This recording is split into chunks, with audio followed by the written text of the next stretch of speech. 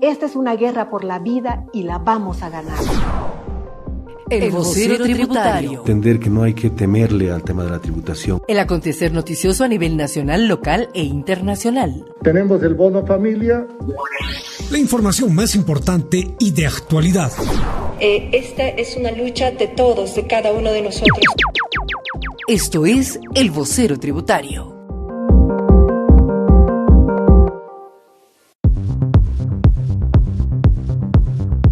Muy buenas tardes, bienvenidos a la primera edición informativa de la semana. Estamos en octubre, a 14 días de que se realicen las elecciones generales en el país. Desde la sede de gobierno, el equipo del vocero tributario está listo para desarrollar los próximos minutos las noticias de mayor impacto noticioso. Somos sus anfitriones, Yesid Miranda, y quien les habla, Verónica Tapia. Les contaremos acerca de la participación de nuestro presidente ejecutivo, Alfredo Troche, en un evento virtual organizado por la CAINCO. Y también, hoy arranca la auditoría interna al sistema de gestión de calidad con miras a buscar la recertificación internacional bajo la norma ISO absolutamente en todas las dependencias del Servicio de Impuestos Nacionales. Buenas tardes, Yesid. Buenas tardes, Verónica, y a todos nuestros radioescuchas. En el ámbito económico les informaremos que a pesar de estar vigente el diferimiento de pagos en el sistema bancario, los prestatarios de créditos continúan cancelando las respectivas cuotas de sus préstamos. Es inevitable no hablar sobre el debate que causó mucha expectativa la noche del pasado domingo. 5 candidatos que presentaron sus propuestas con una capacidad de resumen al mínimo, ya que los tiempos fueron cortos y estrictos. 2 brillaron por su ausencia y que, catalogados por muchos analistas, fueron los perdedores de esta alternativa democrática que permitió al electorado, sobre todo indeciso, tener un pantallazo que le dé la opción de emitir un voto informado el próximo 18 de octubre. Bienvenidos nuevamente al vocero tributario del Servicio de Impuestos Nacionales.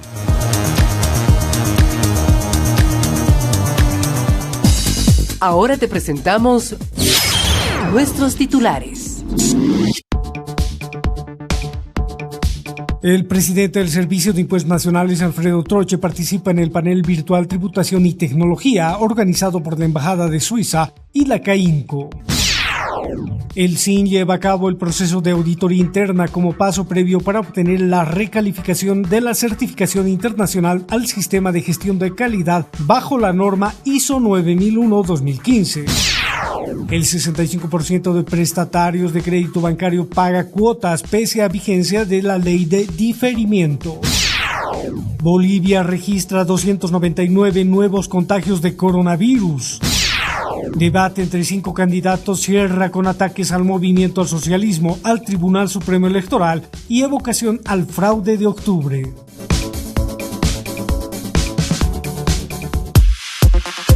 Ahora te presentamos Panorama Tributario Nacional. El presidente del Servicio de Impuestos Nacionales, Alfredo Troche Machicao, participó en el panel denominado Modernización de la Gestión Fiscal, Nuevas Soluciones Tecnológicas de Seguridad y Trazabilidad, organizado por la Embajada de Suiza en Bolivia, la Cámara de Industria, Comercio, Servicios y Turismos de Santa Cruz CAINCO, la Agencia Despachante de Aduana Mersur y la empresa suiza SICPA. La autoridad tributaria explicó que el efecto de la pandemia del coronavirus en el ámbito impositivo nacional se observa en el 2,7% de reducción del Padrón Nacional de Contribuyentes en los últimos meses. Es decir, que alrededor de 14.000 actores económicos dejaron de tener el número de identificación tributaria, NIP, en este año y han salido del Padrón Nacional de Contribuyentes, una disminución que podría atribuirse a la presencia del coronavirus en Bolivia.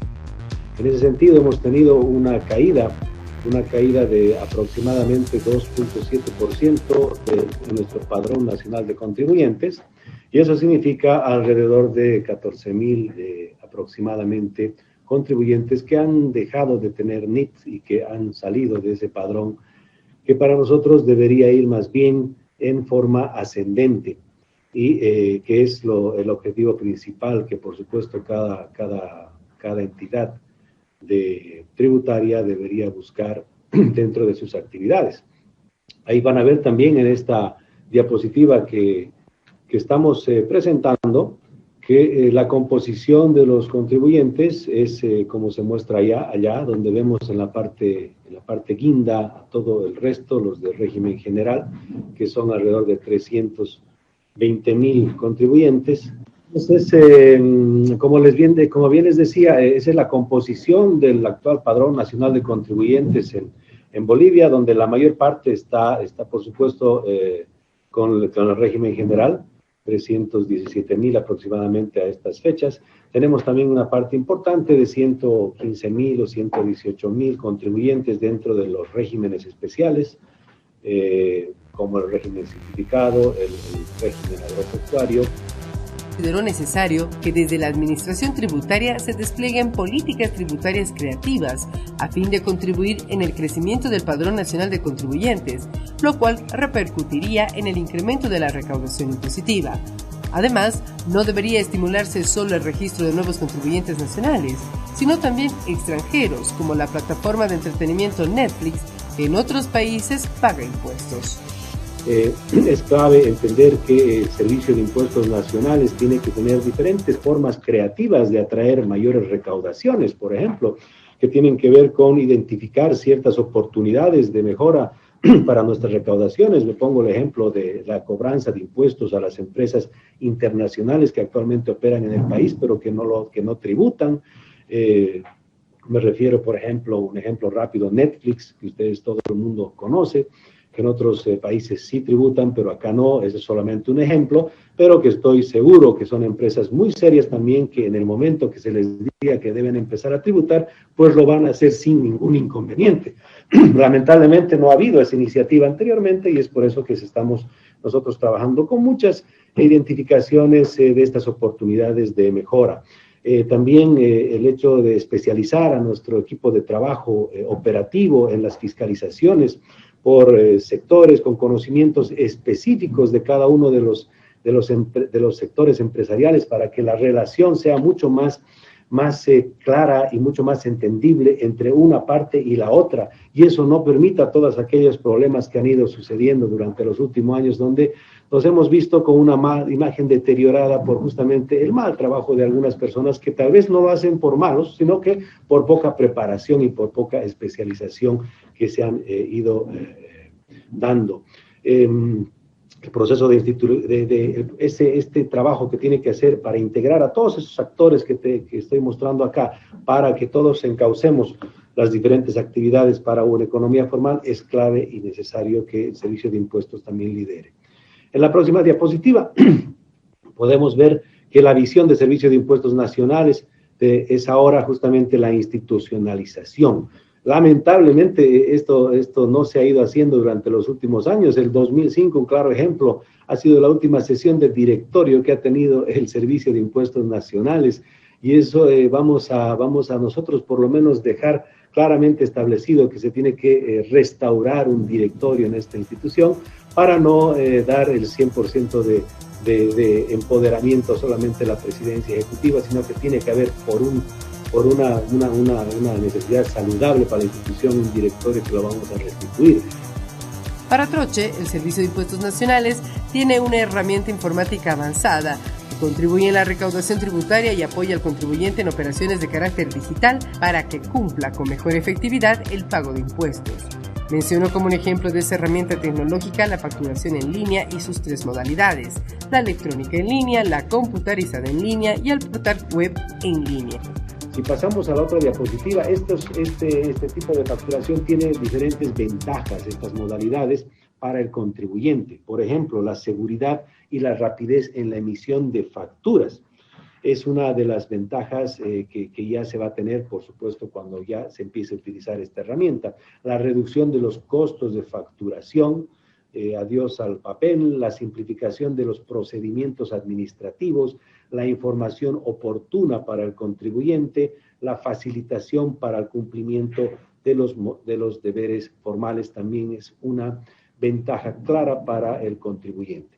Las ventajas también, como verán en la siguiente diapositiva, para el Servicio de Impuestos Nacionales también están, por supuesto, y tienen que ver, si me permites, Laura, la siguiente diapositiva. Gracias. Con mejorar los mecanismos de control a través del cruce de información con los datos de la aduana nacional, por ejemplo, va a ser mucho más efectivo, mucho más en línea. La información de facturación oportuna para la toma de decisiones, mejorar los controles para evitar la apropiación indebida del crédito fiscal, elaboración de un esquema de trazabilidad que permitirá identificar al producto desde su importación hasta la entrega al consumidor final. Y en la siguiente diapositiva podemos ver que nos va a proporcionar toda esta plataforma de herramientas nuevas, mayor seguridad en la emisión de nuestras facturas. Es decir, la factura solo podrá ser emitida desde un sistema autorizado por el Servicio de Impuestos Nacionales, la obtención de códigos de autorización usando credenciales de autenticación seguras, el uso de la firma digital en la factura a fin de asegurar la integridad, la autenticidad y no repudio de la misma, modalidad electrónica en línea, y los canales de comunicación seguros para el envío de las facturas a los servidores del SIN. Todo esto de la tecnologización, por supuesto, que nos garantiza muchas cosas que tienen que ver con todo lo que yo he podido ir comentando hacia atrás.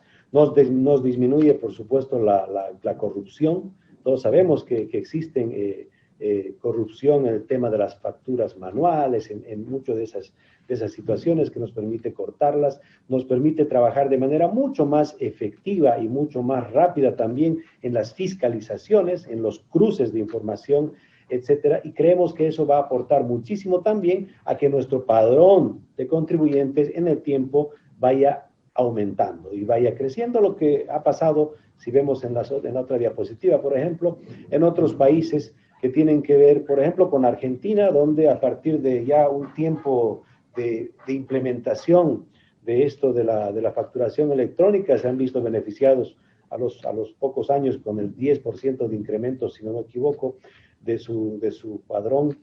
Uruguay también a los 6 meses ya ha tenido un incremento interesante en su padrón de contribuyentes que ronda alrededor del 5%, si no me equivoco, y son pues temas que van aportando de manera positiva a la modernización del manejo de las administraciones tributarias. Por su parte, la embajadora de Suiza en Bolivia, Erika Moines, recordó que las relaciones diplomáticas entre los dos países tienen más de 50 años de historia, que no solo se remite a la cooperación del país europeo al nuestro, sino que abarcan el intercambio comercial efectivo y beneficioso para ambas partes. A través de nuestra estrategia de cooperación para el desarrollo, también aportamos con experticia y experiencia en los países en los que tenemos representación. Por supuesto que los proyectos que apoyamos priorizan las medidas para diversificar la economía e incrementar la productividad, fortaleciendo las acciones para un desarrollo sostenible de la economía boliviana. Resaltar también que Suiza apoya el programa global para la facilitación de comercio en Bolivia. Esta iniciativa tiene 2 objetivos fundamentales. El primero es apoyar al desarrollo organizacional a través de una gestión sostenible de reforma y modernización aduanera. El segundo objetivo tiene que ver con la facilitación comercial mediante procedimientos aduaneros modernos y eficientes en base a estándares internacionales y las mejores prácticas. El Servicio de Impuestos Nacionales ha implementado el sistema de gestión de calidad bajo la norma ISO 9001-2015, el cual se encuentra certificado por el Instituto Argentino de Normalización y Certificación IRAM desde la gestión 2017. En las gestiones 2018 y 2019 se realizaron con éxito las auditorías externas de seguimiento, habiendo emitido el IRAM el certificado de calidad con vigencia hasta el 22 de junio de 2020. Las medidas dispuestas por la emergencia sanitaria, como la cuarentena rígida, imposibilitaron llevar adelante el proceso de recertificación en el primer semestre de la presente gestión, habiendo coordinado con el IRAM la ampliación de vigencia de la certificación, instancia que evalúa el requerimiento del Servicio de Impuestos Nacionales, ampliando hasta diciembre de 2020 la certificación internacional al sistema de gestión de calidad. En este marco se ha programado la ejecución de la auditoría interna al sistema de gestión de calidad en el Servicio de Impuestos Nacionales. Para que nos explique un poco sobre este procedimiento, estamos en contacto con el responsable de Planificación y Control de Gestión, Jorge Ramírez. Buenas tardes, bienvenido al Vocero Tributario. Bueno, tal como se ha informado dentro de todos los documentos que se han subido al intranet, en este caso hay preguntas para los gerentes, en este caso que son los responsables directos de la administración del sistema de gestión de calidad. Van a haber preguntas a nivel de jefes de departamentos y también de personal en general. Los tipos de preguntas van diferenciados dependiendo si son en temas de liderazgo o son a nivel de procesos. Bueno, se han cargado documentos en el intranet referentes al plan de auditoría, al cronograma, a la lista de auditores, donde se identifican justamente todos los procesos que se van a seguir, las fechas en cronograma, y además se identifican los capítulos de la norma que van a ser auditados en cada una de las gerencias. Tenemos auditorías que se van a generar de manera presencial con el equipo de auditores certificados, y también tenemos algunas auditorías que van a ser de manera virtual. Para eso también se han mandado orientaciones a los correos y para que se prepare la información por parte de todos los gerentes. Bueno, como es de su conocimiento, la certificación que tenemos de la ISO 9001-2015, que es la versión, llega hasta diciembre 22 de este año. Es decir, que necesitamos prepararnos para una recertificación de los próximos 3 años, y para esto se necesitan dos cosas muy importantes. Una es la generación de la auditoría interna, que es elaborada por por auditores certificados de impuestos nacionales, y esa información es la que se provee a los auditores externos, que en este caso es una entidad diferente a la de impuestos nacionales, y eso es lo que nos permite justamente recertificarnos para los próximos 3 años. Agradecemos la explicación del licenciado Ramírez y deseamos a nuestros compañeros todo el éxito en esta auditoría que nos permitirá acceder a la auditoría externa a fin de lograr nuevamente la certificación internacional al sistema de gestión de calidad. Una pausa, enseguida retornamos. El Vocero Tributario.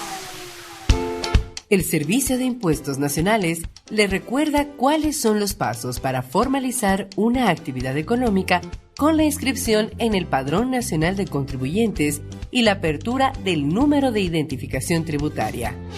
Comenzar un negocio o una empresa en Bolivia de manera formal es muy sencillo. Solamente tienes que cumplir con algunos requisitos. Una vez que has definido tu actividad económica, corresponde inscribirte en el Padrón Nacional de Contribuyentes, visitando cualquier oficina de la Administración Tributaria de tu jurisdicción. El siguiente paso es la apertura de tu número de identificación tributaria, cumpliendo algunos requisitos, y finalmente, los servidores públicos de impuestos nacionales te informarán de tus derechos y obligaciones tributarias. Recuerda, formalizar tu actividad económica es muy fácil y te permitirá acceder a varios beneficios como créditos bancarios, entre otros. Servicio de Impuestos Nacionales. Gestión con equidad y transparencia. Aprovecha esta gran oportunidad. Forma parte de las empresas proveedoras de la Administración Tributaria. El Servicio de Impuestos Nacionales, en cumplimiento al principio de transparencia institucional, invita a las empresas legalmente establecidas en nuestro país a enviar sus datos para actualizar la lista de proveedores de la Administración Tributaria. El proceso de registro es muy sencillo. Si estás interesado, ingresa a la página web www.impuestos.gov.bo. Busca el acceso directo de esta invitación. Haz clic en el link y te saldrá la opción Registro de Proveedores. Al acceder, deberás llenar los siguientes datos: el nombre de la empresa, ciudad o departamento, teléfono o celular, el número de identificación tributaria, la dirección, el alcance y el rubro. No lo olvides, forma parte de la lista de proveedores del Servicio de Impuestos Nacionales. Servicio de Impuestos Nacionales. Gestión con equidad y transparencia. Hoy más que nunca, las bolivianas y los bolivianos nos apoyamos entre todos, como profesionales, productores, empresarios, transportistas, comerciantes, porque a pesar de las dificultades, unidos saldremos adelante. En Impuestos Nacionales aplaudimos todo el esfuerzo que hacen las bolivianas y los bolivianos para fortalecer nuestra economía. Gracias. Tu compromiso nos inspira a cumplir con Bolivia para que el país, la economía, la salud y la vida continúen. Servicio de Impuestos Nacionales. Gestión con equidad y transparencia. La oficina virtual del Servicio de Impuestos Nacionales funciona como una oficina normal. Cuenta con tecnología de punta que te permite hacer trámites tributarios desde la comodidad de tu oficina o casa con solo conectarte a la red de Internet. Ingresa a la oficina virtual a través de nuestra web www.impuestos.gov.bo. Pulsa Oficina Virtual, portal de servicio al contribuyente. Elige tu trámite y digita tu número de NID, usuario y contraseña. La Oficina Virtual de Impuestos Nacionales funciona las 24 horas del día, los 7 días de la semana y los 365 días del año. En nuestra oficina virtual puedes realizar los siguientes trámites: presentación de declaraciones juradas, padrón biométrico digital, trámites tributarios, sistema de facturación virtual, buzón tributario, facilidades de pago y otras operaciones. Y una buena noticia, ahora podrás realizar tus pagos, además del Banco Unión, en la banca virtual del Banco Nacional de Bolivia. Servicio de Impuestos Nacionales. Gestión con equidad y transparencia. Ahora te presentamos Panorama Económico.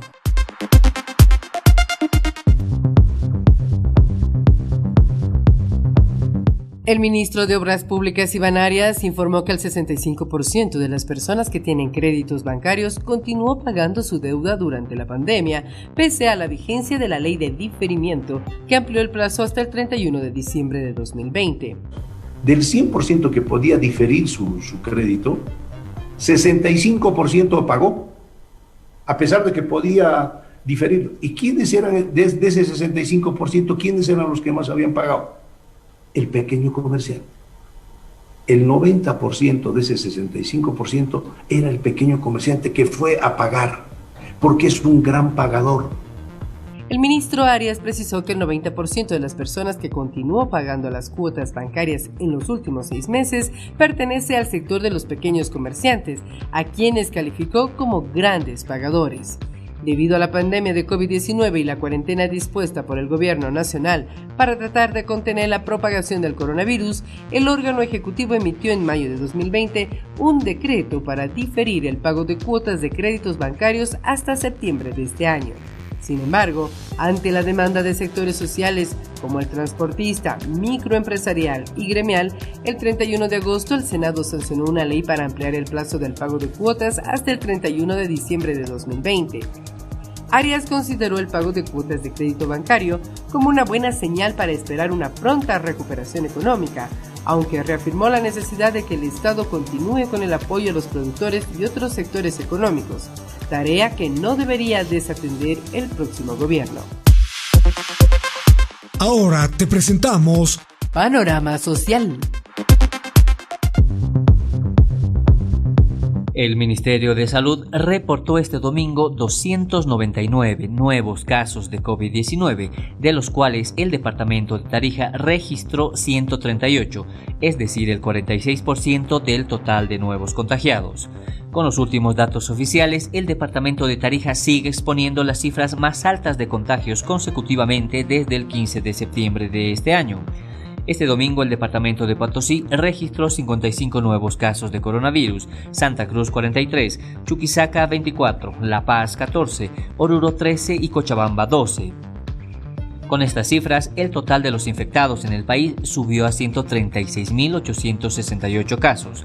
El departamento de Santa Cruz continúa encabezando la lista de los datos acumulados con 42.927 casos, seguido por La Paz con 34.433, Tarija 14.772, Cochabamba 13.659, Potosí 8.519, Chuquisaca 7.211, Beni 7.194, Oruro 5.785 y Pando 2.368. El Ministerio de Salud también reportó 28 decesos este domingo, distribuidos entre Santa Cruz con 16 fallecidos, Cochabamba con 7, La Paz con 3, Potosí con 1 y Tarija también con 1. Con estos nuevos datos, la cifra de fallecidos subió a 8.101 en todo el país. mientras que el número de pacientes recuperados llegó a 97.547. Ahora te presentamos Panorama Político. Con ataques al movimiento al socialismo, al Tribunal Supremo Electoral y recordatorios sobre el fraude electoral de 2019, concluyó el segundo foro debate presidencial que tuvo lugar este domingo en el Círculo de Oficiales del Ejército de la Paz, en el cual no estuvieron ni el masista Luis Arce ni Luis Fernando Camacho de Creemos. ¿La sigla MAS va a participar de estas elecciones? ¿Este año hubo sedición de la sigla MAS o no? ¿El fraude electoral que causó el año pasado no pasó nada? ¿Se puede hacer sedición con las balas, pistolas en las calles? Después de gestionar 50 muertos en los hospitales, ¿no pasó nada? Cuestionó el candidato del Frente para la Victoria, Chi Yun-chung. Entonces es importante que el Tribunal Supremo Electoral que demuestre su honestidad y transparencia al respecto. Caso contrario, esta elección realmente nos deja mucha duda al respecto de sus resultados. Jorge Quiroga, de Libre 21, dijo que ya tiene preocupaciones claras respecto al posible resultado de la votación del domingo 18 de octubre, porque ya hubo un fraude grotesco y monumental el 20 de octubre del año pasado. Reconoció que sigue preocupado por la presencia de una persona en el Tribunal Supremo Electoral que supuestamente informaba a Evo Morales y preguntó si ese funcionario todavía era parte del actual sistema electoral sin obtener respuesta. María de la Cruz Vallá, candidata de Acción Democrática Nacionalista, llamó la atención a Romero, que advirtió que el Tribunal Supremo Electoral no hace absolutamente nada ante las denuncias de fraude. Mientras que el candidato de la Alianza Comunidad Ciudadana, Carlos Mesa, apuntó sus críticas al movimiento al socialismo y recordó que es el único candidato que abrió un proceso contra Evo Morales por el fraude de octubre de 2019. Ese es un juicio que tiene que ver con un daño penal y un daño civil de 217 millones de bolivianos que se tiraron a la basura por el fraude que nos hizo, engañando a todo el país y bloqueando la segunda vuelta. No escuché a Arce decir ni una sola palabra que diga que hubo fraude, cuestionó Mesa. Feliciano Mamani, de Pambol, pidió sancionar a los autores del fraude electoral de octubre de 2019 y exigió una explicación del por qué hasta ahora no se ha hecho justicia con el pueblo boliviano. Estamos precisamente en un año después de lo que ha pasado este fraude electoral, con 2 días de diferencia, 20 de octubre, 18 de octubre. Quiero pedir muy encarecidamente, como ciudadano, como candidato, como boliviano, de que tiene que haber sanción para aquellas personas, autoridades, quienes se han prestado a este fraude electoral, que lamentablemente hemos gastado más de $200.000, pero lamentablemente hasta ahí no se ha hecho justicia. Según La Razón, en el segundo debate presidencial, a diferencia del primero realizado el sábado en Santa Cruz, solo 5 de 7 candidatos participaron del evento. Luis Arce prefirió ir a una entrevista en la Red 1 y Luis Fernando Camacho desistió de participar casi en el último minuto. El presidente del Tribunal Supremo Electoral, Salvador Romero, al abandonar el Círculo de Oficiales del Ejército, declaró que las denuncias ante el órgano electoral contra el movimiento al socialismo, Comunidad Ciudadana y Creemos por la difusión de encuestas fuera de plazos previstos todavía está en análisis. El candidato presidencial por el movimiento al socialismo, Luis Arce, tuvo un lapsus linguis en una entrevista realizada por la Red 1 en la ciudad de Santa Cruz, cuando respondió en contra de lo que siempre pregonó públicamente sobre el supuesto fraude en las elecciones generales del 20 de octubre de 2019, provocada por el gobernante movimiento al socialismo. Don Luis Arce, ¿hubo fraude en las pasadas elecciones? Fue la pregunta que le hizo el conductor a quemarropa. La respuesta inmediata de Luis Arce fue: sí, claro que sí. El conductor volvió a repetir la pregunta: ¿hubo fraude en las pasadas elecciones? Lo que le dio a Arce la oportunidad para rectificarse. Le entendí mal. En las pasadas elecciones no hubo fraude, hubo golpe de Estado. Eso ha quedado claro. Don Luis Arce, ¿hubo fraude en las pasadas elecciones? Sí, claro que sí. Don Luis Arce, ¿hubo fraude en las pasadas elecciones?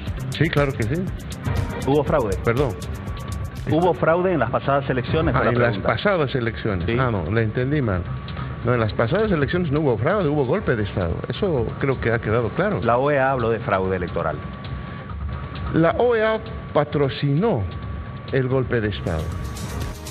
Más adelante, Arce señaló a la Organización de los Estados Americanos como la entidad que patrocinó este golpe de Estado. Eso está claro, hay acusaciones serias que hubo en el Parlamento norteamericano contra la Organización de Estados Americanos. Los informes que posteriormente salen de la propia OEA esclarecen estos hechos, declaró. Hace 15 días, el candidato Luis Arce concluyó que no hubo fraude electoral en las elecciones generales del 2019 y que lo demostrará ganando las elecciones generales del próximo 18 de octubre. Luego de esa afirmación, el candidato presidencial de Libre 21, Jorge Quiroga, le recordó a Luis Arce que el mismo Evo Morales convocó a nuevas elecciones generales el 10 de noviembre de 2019, horas antes de renunciar, y luego de la difusión preliminar del informe de la Organización de Estados Americanos que hablaba del fraude en el proceso electoral del 20 de octubre.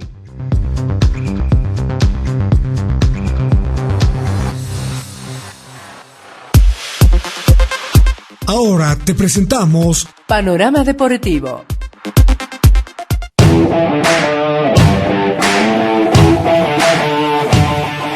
Buenas tardes, y comenzando las noticias deportivas, el entrenador de Bolivia, César Farías, advirtió que Bolivia puede quedar inhabilitada de las competencias internacionales por los problemas internos en la Federación Boliviana de Fútbol.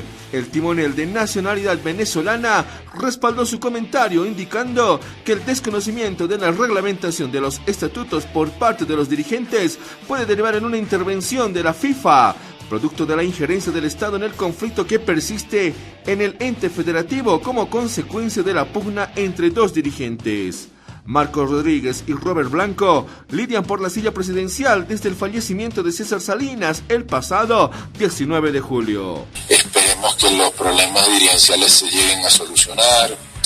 Esto sí se lo dejo como punto y aparte, viendo el panorama desde afuera y viendo lo que ha pasado en otros países. Hay un desconocimiento hacia los reglamentos y Bolivia hoy está en la cuerda floja de una suspensión. Y sería muy triste, no solamente para Bolivia, sino para toda Conmebol.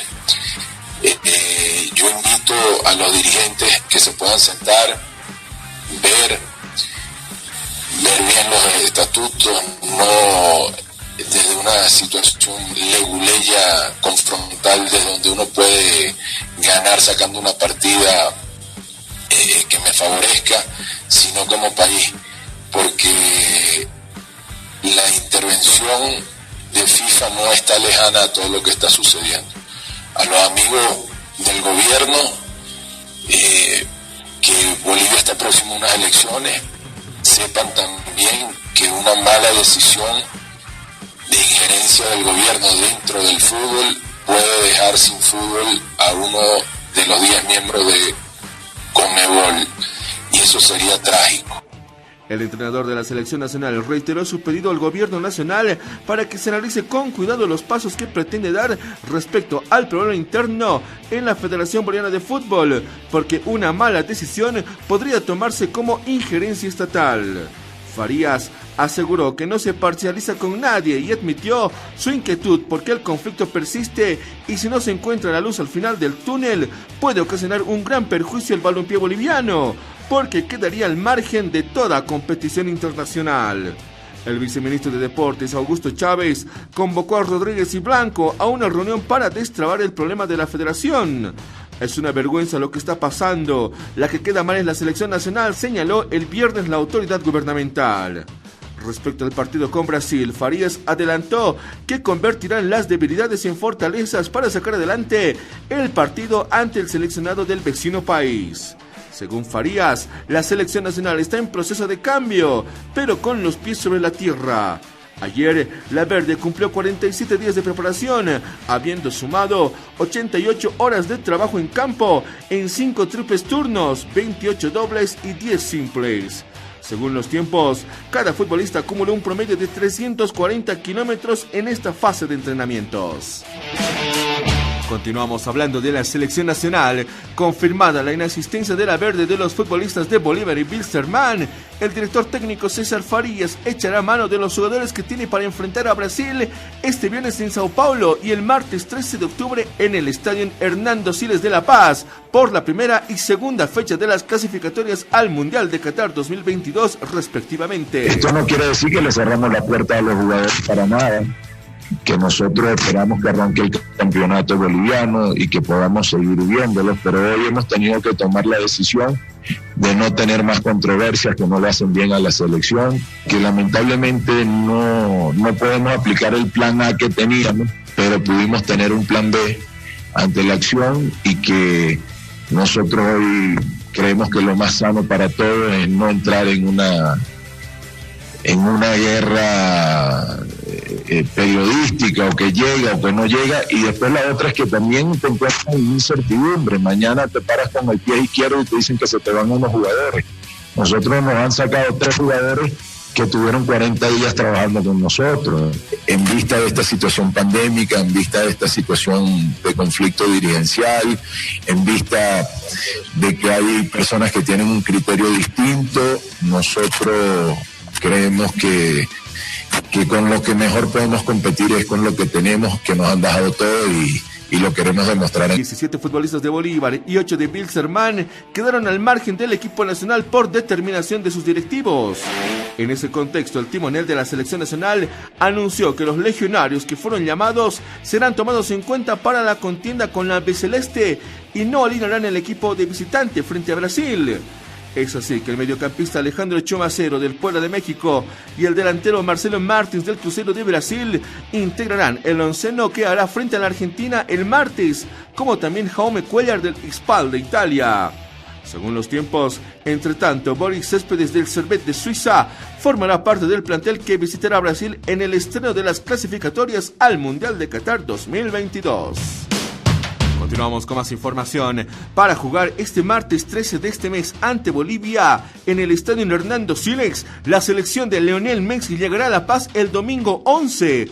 Dormirá 2 noches en la sede de gobierno y se entrenará el lunes 12 en el estadio Rafael Mendoza de Die Strongest.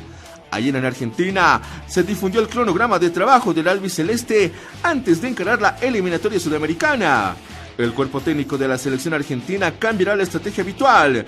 Lionel Messi y compañía dormirán más cerca del techo del cielo, y no solo una noche, sino 2, informó ayer el diario Olé. Según el cronograma, el equipo de Lionel Scaloni tendrá mañana la primera práctica formal a partir de las 16 hora boliviana, y en el mismo horario será el día miércoles. El jueves desde las 20:10, Argentina recibirá a Ecuador en La Bombonera. El viernes habrá una nueva práctica vespertina y la rutina se repetirá el día sábado, siempre en el predio Julio Humberto Grondona de la localidad bonaerense de Seiza. El domingo habrá un entrenamiento matutino y a las 16 horas el combinado argentino partirá hacia La Paz. Ya en suelo boliviano, Argentina se entrenará el lunes en la tarde en el predio del Club Die Strongest. Acá se estará rompiendo el antiguo protocolo preventivo para reducir los efectos de 3.600 metros de altura de La Paz, que se encarnaba en un viaje previo al llano de Santa Cruz de la Sierra, para recién viajar hacia la sede del evento mismo el día del partido, informó Teleam. Bolivia y Argentina se medirán el martes 13 desde las 16 horas por la segunda fecha de las eliminatorias sudamericanas rumbo al Mundial de Qatar 2022. Ya para finalizar, y a partir de hoy, durante el mes de octubre, les vamos a presentar una serie de crónicas respecto al deporte en el mundo. En esta ocasión, nuestro compañero Pablo Mariscal nos hablará acerca de quién inventó la tarjeta roja y la tarjeta amarilla en el fútbol. ¿Cuándo y quién inventó el uniforme negro del árbitro? ¿Qué es la batalla de Santiago? ¿Y qué tiene que ver con el deporte más popular del mundo? Con ustedes, nuestro compañero Pablo Mariscal. Gracias, Romer. Que a un partido de fútbol se le denomine batalla ya es indicativo de que en él ocurrieron cosas poco habituales en un encuentro deportivo. Pero además aquel enfrentamiento tuvo una influencia decisiva en el fútbol, tal y como lo conocemos hoy, porque llevó a la invención de las tarjetas amarilla y roja de amonestación y expulsión. El protagonista principal de esta historia es un árbitro inglés, militar y profesor, que también inventaría, entre otras cosas, el uniforme negro arbitral. Se llamaba Kenneth George Aston y había nacido el 1 de septiembre de 1915 en Colchester, Inglaterra.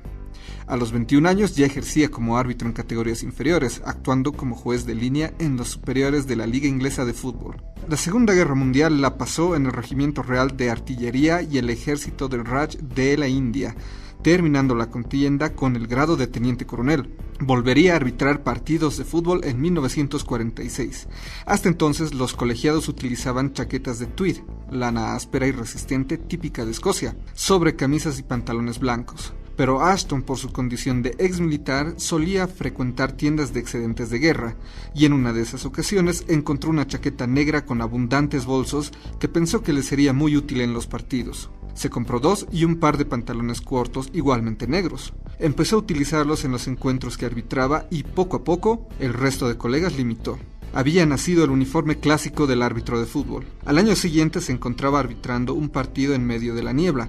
Sí, por entonces los partidos se jugaban incluso con niebla, donde los jueces de línea utilizaban unas banderas que, como era habitual, el equipo local ponía a su disposición. En este caso eran de un color beige y marrón claro, que le hacía difícil distinguirlas a causa de la niebla. Nada más de terminar el encuentro, de regreso a casa, volvió a la tienda de excedentes, compró 2 impermeables, uno rojo y uno amarillo, y con ellos armó un juego de banderas coloridas que siempre llevaba consigo, para que las usaran los jueces de línea. Establecida ya la Premier League, llegaría a ser internacional, al mismo tiempo que desde 1953 ejercía como profesor y director de una escuela de primaria en Ilford, Essex. Y así llegaría el momento clave, la Copa del Mundo de Fútbol disputada en Chile en 1962. La FIFA dispuso que Aston arbitrase el enfrentamiento entre la selección local chilena e Italia en la fase de grupos, el 2 de junio en el Estadio Nacional de Santiago. La prensa italiana ya había caldeado el ambiente publicando cosas como que Santiago era un vertedero donde los teléfonos no funcionaban, los taxis eran tan escasos como los maridos fieles y una carta tardaba 5 días en llegar. No solo eso, los tabloides italianos contaban que los chilenos eran propensos a la desnutrición, el analfabetismo y el alcoholismo, incluso orgullosamente miserables y atrasados. Por supuesto, los diarios chilenos no se quedaron atrás, acusando a los jugadores italianos de dopaje y de ser unos fascistas mafiosos y sexistas. Cuando Aston saltó al campo, seguramente no se imaginaba en lo que se iba a convertir aquel partido. Al poco de comenzar, en el minuto 7, tuvo que expulsar al italiano Giorgio Ferrini, pero este se negó a abandonar el terreno de juego, y la policía tuvo que sacarlo del campo. Minutos más tarde, no vio como el chileno Leonel Sánchez le propinaba un puñetazo al italiano Mario David, aunque sí pudo ver cómo después a David intentaba darle una patada en la cabeza a Sánchez, finalizando el primer tiempo, expulsándolo igual que su compañero. Sin embargo, incomprensiblemente, cuando Sánchez le rompió la nariz a Humberto Maschio, asestándole un puñetazo con la izquierda, Aston no lo expulsó. Los jugadores de ambos equipos se enzarzaron en una pelea y la policía tuvo que intervenir de nuevo varias veces más a lo largo del encuentro. Al final, Chile ganó el partido por 2-0 y avanzó a los cuartos de final, pero el partido ya se había ganado fama como uno de los más violentos de la historia, mereciendo el calificativo de la Batalla de Santiago. No estaba arbitrando un partido de fútbol, estaba dirigiendo unas maniobras militares, diría Aston más tarde. 4 años después, Aston fue nombrado jefe de los árbitros de la Copa del Mundo disputada en Inglaterra en 1966. Tras el partido Alemania-Inglaterra, uno de los jugadores ingleses, Jack Charlton, se sorprendió al leer en los periódicos que había sido amonestado en el encuentro. Inmediatamente llamó a la FIFA para confirmar el hecho. El problema era que el árbitro no había indicado claramente y de manera pública la amonestación. Las amonestaciones se realizaban solo de forma verbal, y ahí el idioma era un obstáculo. De regreso a su casa en coche, Aston se detuvo en un semáforo, pensando en cómo podía solucionar aquel aspecto del juego. Al ver las luces rojas y amarillas, se le ocurrió la idea. Amarillo, ten cuidado. Rojo, expulsado. Además, el código de colores rompería las barreras del lenguaje y podría ser entendido tanto por los jugadores como los espectadores, dejando claras las decisiones de los árbitros.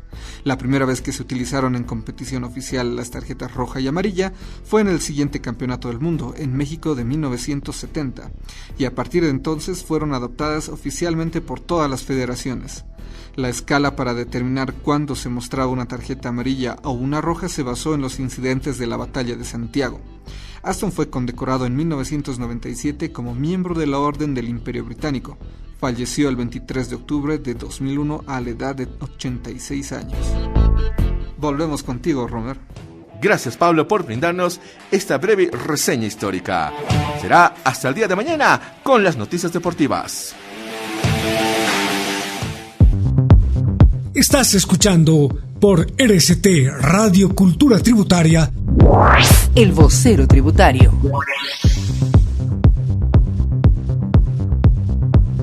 Ahora en el Vocero Tributario queremos darte algunos datos referenciales sobre el contagio del coronavirus en la población.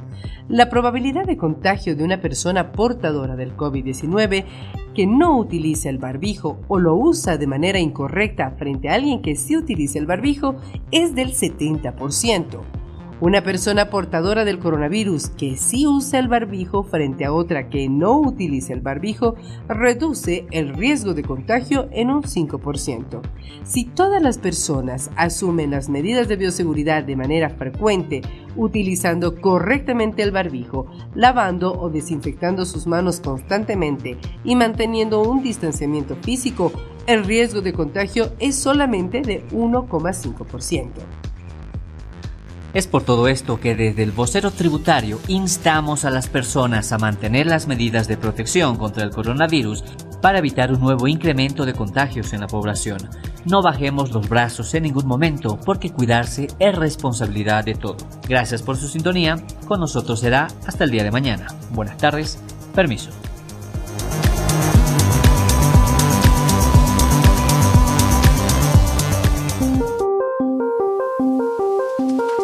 Hasta aquí presentamos El Vocero Tributario. La información más importante y de actualidad. Hasta la próxima. El Vocero Tributario.